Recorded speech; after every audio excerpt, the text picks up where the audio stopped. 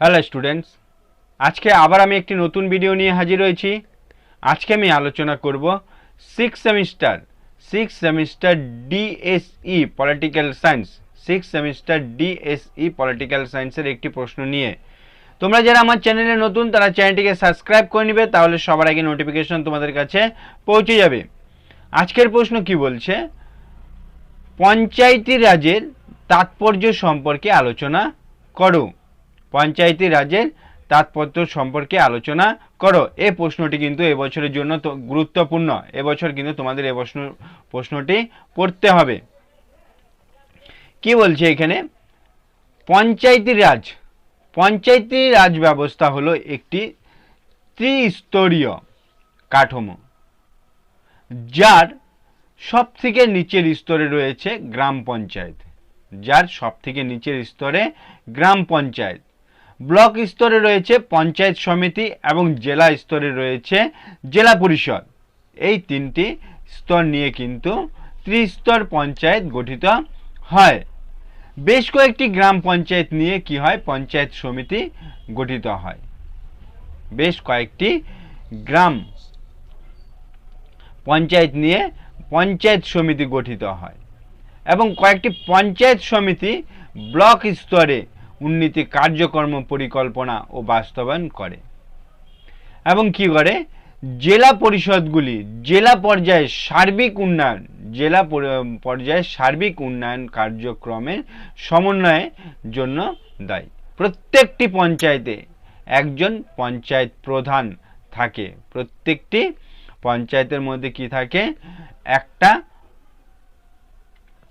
পঞ্চায়েত প্রধান থাকে এবং একজন ডেপুটি পঞ্চায়েত থাকে, যিনি প্রধানকে সহায়তা করেন এবং পঞ্চায়েত সদস্য ও গণতান্ত্রিক পরিক্রমার মাধ্যমে নিজ নিজ এলাকার জনগণের দ্বারা নির্বাচিত হয়। এখানে কি বলছে, পঞ্চায়েত রাজের তাৎপর্য কি বলছে এখানে, গ্রামীণ ভারতের জন্য পঞ্চায়েতি রাজ ব্যবস্থা বেশ কিছু উল্লেখযোগ্য সুবিধা রয়েছে।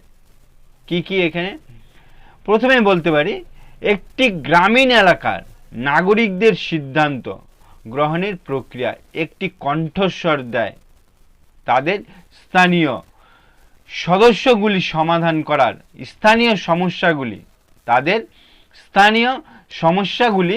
সমাধান করার ক্ষমতা দেয়।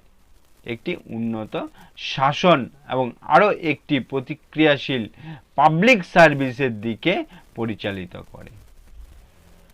কি করে, উপরোক্ত পঞ্চায়েত রাজ ব্যবস্থা নাগরিকদের উন্নয়ন প্রক্রিয়া কি হয়, টেকসই উন্নয়ন দিকে পরিচালিত করতে পারে। পঞ্চায়েতি রাজ ব্যবস্থা কি করে, সামাজিক ন্যায় বিচার এবং লিঙ্গ সমতা প্রচারও সফল হয়েছে। কি হয়, পঞ্চায়েতি ব্যবস্থা নারী এবং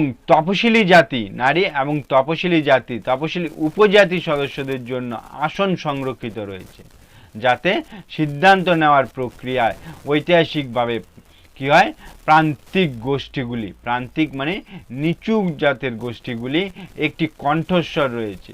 এর ফলে স্থানীয় শাসনে নারী ও প্রান্তিক জনগোষ্ঠীর প্রতিনিধিত্ব বৃদ্ধি পেয়েছে, যা তাদের সামাজিক অর্থনৈতিক অবস্থার উপরেও কিন্তু একটা ইতিবাচক বা সুফল প্রভাব পড়েছে। পঞ্চায়েতি রাজ ব্যবস্থা কি হয়েছে, পঞ্চায়েতি রাজ ব্যবস্থা ভারতের গণতান্ত্রিক শাসন কাঠামোর অপরিহার্য একটি অংশ।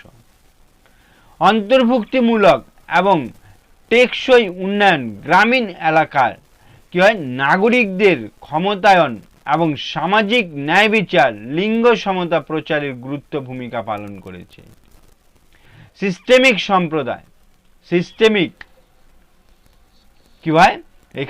সিস্টেমেটিক সম্পদের অভাব ও রাজনৈতিক হস্তক্ষেপ সহ বেশ কয়েকটি চ্যালেঞ্জের মুখোমুখি হয়েছে।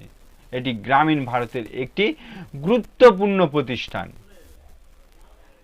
পঞ্চায়েতি রাজ হচ্ছে গ্রামীণ ভারতের একটি গুরুত্বপূর্ণ প্রতিষ্ঠান হিসাবে রয়ে গেছে। ভারত যেমন ক্রমাগত বৃদ্ধি ও বিকাশ ঘটেছে, পঞ্চায়েতি রাজ ব্যবস্থাও তার ভবিষ্যৎ গঠনে গুরুত্বপূর্ণ ভূমিকা পালন করেছে। এটি ছিল তোমাদের আজকের প্রশ্নের উত্তর। তোমাদের যদি কোথাও বুঝতে অসুবিধা হয় আমাকে কমেন্ট করে জানাও, আর চ্যানেলটি ভালো লাগলে লাইক করো, শেয়ার করো এবং চ্যানেলটিকে সাবস্ক্রাইব করে নাও।